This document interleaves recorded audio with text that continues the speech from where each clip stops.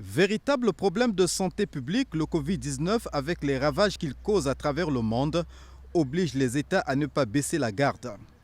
C'est ainsi qu'en République du Congo s'est tenue ce mercredi la 19e réunion de la Coordination nationale de gestion de la pandémie de coronavirus Covid-19 sous le très haut patronage du chef de l'État Denis Sassou Nguesso.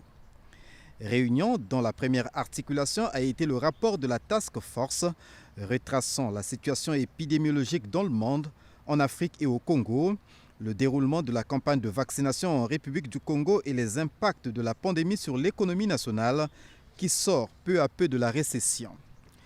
La deuxième articulation de cette réunion se rapporte aux recommandations dans les nouvelles, porte notamment sur l'intensification et l'extension de la campagne de vaccination à la ville de Pointe-Noire.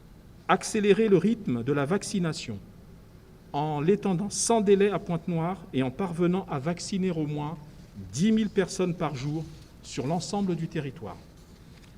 Mettre à la disposition des équipes de vaccination les moyens humains, financiers et matériels conséquents en rapport à l'exigence d'accélération du rythme de la vaccination. Prendre possession, dans les meilleurs délais, des nouveaux dons des doses de vaccins Sinopharm faits par la République populaire de Chine. Multiplier les centres de vaccination à Brazzaville et à Pointe-Noire et en ouvrir au moins un dans chaque chef-lieu de département. La réunion de la coordination nationale a aussi pris des recommandations en lien avec l'économie.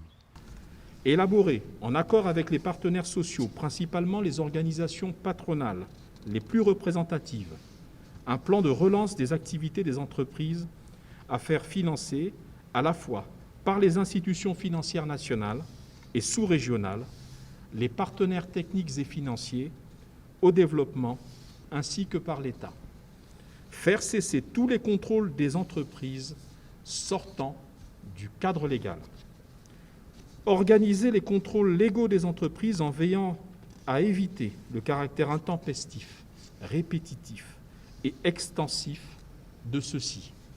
Enfin, dernière mesure nouvelle, poursuivre le réaménagement au cas par cas des échéances fiscales des entreprises en difficulté à cause de la pandémie de coronavirus Covid-19.